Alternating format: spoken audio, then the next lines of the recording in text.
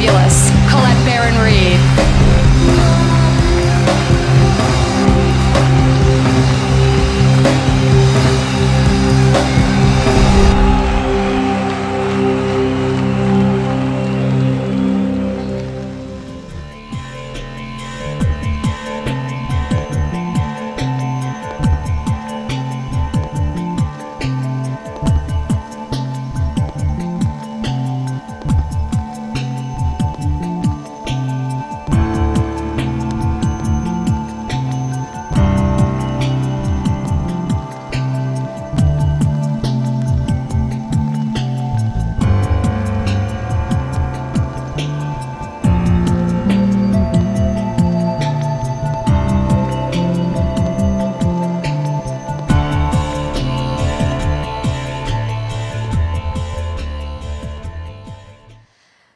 The goblin, it refers to something really important, the part of us that actually blocks intuition, and that's our wounded ego. So in order for it not to be scary to go in there, I decided kind of make up a cartoon character, call it the Goblin.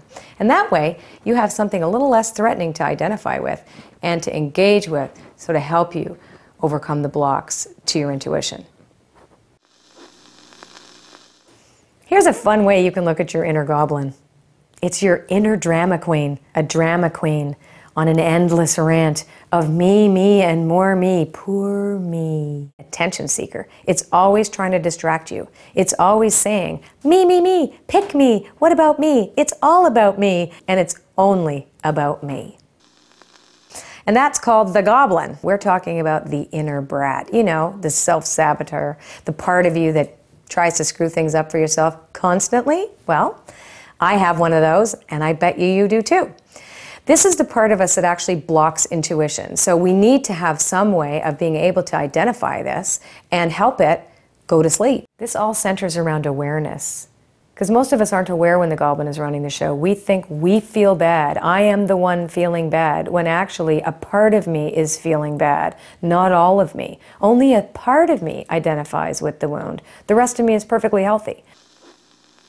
Every person has many identities within their one personality or their ego. The goblin is always trying to dominate and be the number one identity. So for example, I could wake up and say, you know, I'm Colette, I'm having a good day, I'm going to be doing some intuitive readings, and then my goblin will say, but you're really fat. And that's like, what? So I could walk around all day long feeling terrible about myself because I gained 5 pounds. Or I could say, I have a really great life. Which one do I want to listen to? And lots of us have that issue. A lot of people wake up in the morning and their goblin is running their entire show. Nothing in their life actually looks or can be perceived in a way that's positive, because the goblin wants to be your primary source of information. The goblin is about being a victim. The victim cannot hear your intuition. It has no concept of your soul. It is completely tightly wound around the wounded ego. When you're constantly fixated on being a victim, without knowing it, because sometimes it's unconscious, but when you identify with being a victim, you constantly invite things to victimize you without even realizing it. You're going to attract conditions that will continue the storyline and never really allow you to be conscious of your spirit. You're unhealthy in this way, so how are you going to hear anything? Your intuition's not going to work, and if it does, it'll be distorted through the filter of victim consciousness. The goblin in relationships is when it really shows up. You know, when the control freak part of your character comes out, the mischievous part, the part that doesn't know how to be intimate, the part that says, come here, go away, come here, go away. That's the goblin territory. It will always show up the most when you're in a relationship. The goblin will choose a partner for you that will reflect all of your wounds that you've ever had since you were born, just to make sure that you know that's who you are, because that's who he is. So imagine you decide to make some changes, only you haven't dealt with your inner goblin.